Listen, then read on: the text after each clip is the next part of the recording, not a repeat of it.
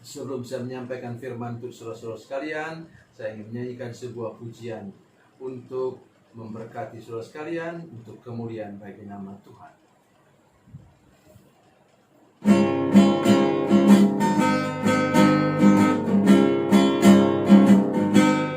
Pergilah kamu ke seluruh dunia, sampai ke ujung bumi.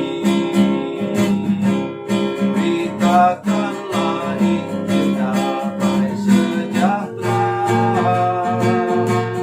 jadikan semua bangsa murid Kristus. Yesuslah yang punya segala kuasa di sorga dan di bumi.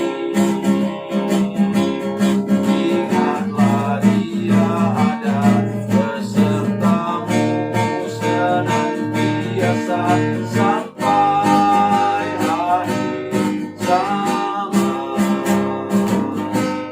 Sampaikan kabar kesukaan itu, baptislah semua yang percaya. Ajarlah mereka untuk lakukan firman Tuhan yang telah kau pelajari. Yesuslah yang punya segala kuasa di sorga dan di bumi. Ingatlah Dia ada besertamu senantiasa sampai akhir zaman.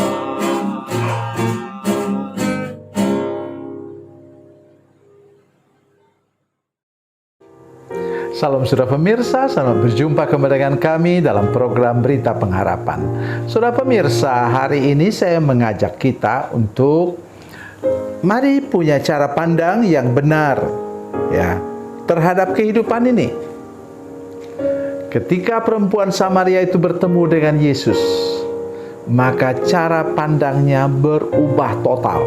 Itu yang kita dengar sebentar. Mari kita berdoa sebelumnya. Bapa, dalam nama Yesus, terima kasih banyak untuk firman Tuhan yang kami dengar sebentar. Firman Tuhan yang ajaib dan luar biasa. Kami berdoa supaya firman Tuhan yang berkuasa mengubah sikap hati kami, mengubah cara pandang kami, dan mengubah langkah hidup kami. Terima kasih Tuhan. Dalam nama Yesus kami berdoa dan bersyukur. Haleluya. Amin. Saudara pemirsa, mari kita membaca kitab kita dari Perjanjian Baru, Injil Yohanes pasal 4. Yohanes pasal 4 ayat yang ke Yohanes pasal 4 ayat yang ke 28. Yohanes 4 ayat 28 sebanyak ayat 1 sampai ayatnya yang ke-42. Ini tentang perempuan Samaria. Mari kita lihat ayat 28-29. Demikian bunyi firman Tuhan, maka perempuan itu meninggalkan tempayannya di situ, lalu pergi ke kota dan berkata kepada orang-orang yang di situ, "Mari lihat, di sana ada seorang yang mengatakan kepadaku segala sesuatu yang telah kuperbuat. Mungkinkah dia Kristus itu?" Amin. Hal yang pertama saudara sekalian, pertemuan dengan Yesus haruslah mengubah prioritas dalam hidup kita. Perempuan tadi apa? Sangat mengutamakan apa? Air. Ya, sehingga dia bawa tempayan. Ya, ketika tidak ada orang, dia malu ketemu dengan orang lain karena dia sudah punya 6 suami. Ya. Dan boleh jadi 5 atau 4 suaminya itu rampas dari suami orang. Jadi ya ini pelakor saudara sekalian. Tetapi saya ingin pesan kepada kita sekalian hari ini, bahwa pertemuan dengan Yesus, saya sudah katakan tadi, harus mengubah sikap hidup kita. Ketika Yesus bertemu dengan dia, Yesus minta air, maka Yesus minta air itu benar-benar minta air karena dia haus. Karena jam 12 siang dia sudah kehausan, jalan kaki, dan para muridnya sudah mencari roti ke kota Sikar. Ya, jadi Yesus pada waktu itu adalah manusia biasa. Dia bisa capek, dia bisa haus, dia bisa lapar. Nah, pada waktu itulah dia minta air kepada perempuan Samaria itu. Dan perempuan Samaria itu tidak mau kasih. Kenapa? Ini masalah kita, saudara sekalian. Masalah perbedaan denominasi gereja, perbedaan pengajaran dalam gereja, perbedaan organisasi gereja seperti ini, seperti itu. Nah, oleh sebab itu hari ini kalau saudara betul-betul sudah bertemu dengan Yesus, sudah lepas dari segala macam hambatan seperti itu. Ya. Yang kedua ialah setelah dia bertemu dengan Yesus, kemudian prioritas hidupnya berubah total. Itu yang kita baca tadi ayat 28. Demikian bunyi firman Tuhan, maka perempuan itu meninggalkan tempayannya di situ, lalu pergi ke kota dan berkata kepada orang yang di situ.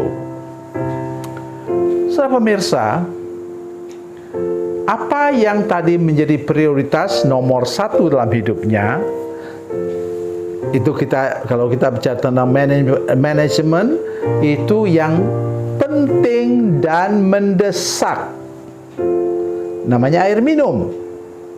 Tapi sekarang yang penting dan mendesak merosot. Ya, itu hidup kita harus seperti itu. Ya, jangan lagi kepentingan fisik duniawi melebihi kepentingan rohani. Ya, saya mau tanya saudara sekalian, apakah saudara sampai sekarang masih berpuasa? Bila tidak, saya pertanyakan bagaimana kita mau berdoa. Karena firman Tuhan dengan jelas katakan dalam Matius 17 ayat 21, katakan jenis ini tidak bisa diusir kecuali dengan berdoa dan berpuasa. Jadi harusnya kalau saudara mau mendoakan orang sakit, melepaskan orang terikat atau kerasukan, saudara harus mengutamakan bahwa saudara menjadi orang yang berdoa dan berpuasa. Ingat itu baik-baik. Jadi pola pikir kita memikirkan bagaimana tolong orang, dan kita bertindak dengan doa dan puasa. Kemudian apa lagi saudara sekalian? Perhatikan baik di sini. Ia meninggalkan tempayannya dan pergi kota, dan apa yang dia omongkan? Mari lihat di sana ada seorang yang mengatakan kepadaku bahwa aku, bahasanya begitu, yang bahasa saya, bahwa aku sudah punya 6 suami. Tadi dibungkus rapat-rapat, disembunyikan.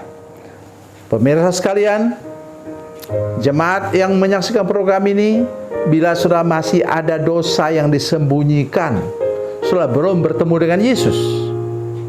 Perempuan Samaria ini memalukan sekali saudara sekalian. Sudah punya 6 suami. Yang sekarang dengan dia itu bukan suaminya. Dia ambil dari rampas dari suami orang. Dirampas dari suami orang.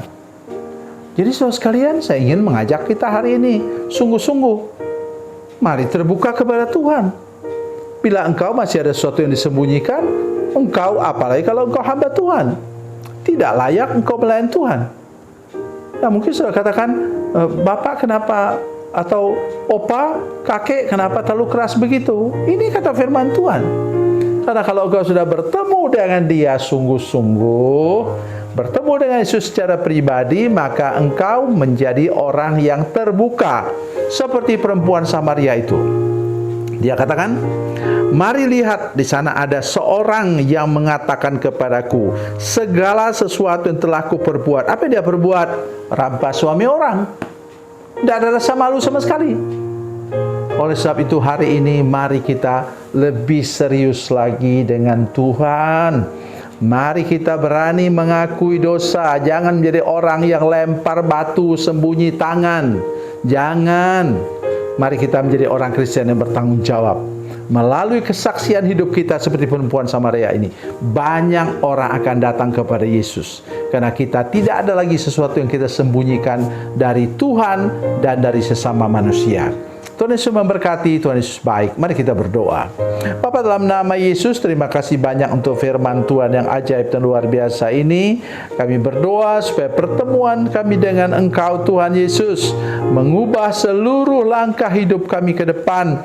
Dan kami menjadi orang yang sungguh-sungguh menyadari bahwa apa yang terpenting sekarang ialah mengikut Tuhan dengan hati yang tulus, lurus, dan kudus di hadapan Tuhan.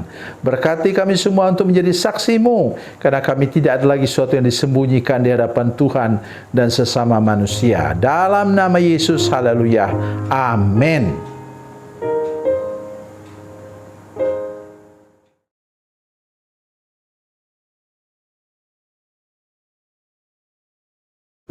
Salam saudara pemirsa, mengakhiri program ini, saya mohon kepada saudara-saudara pemirsa sekalian untuk bila saudara menyaksikan program ini melalui channel YouTube, maka tekan subscribe dan bunyikan lonceng.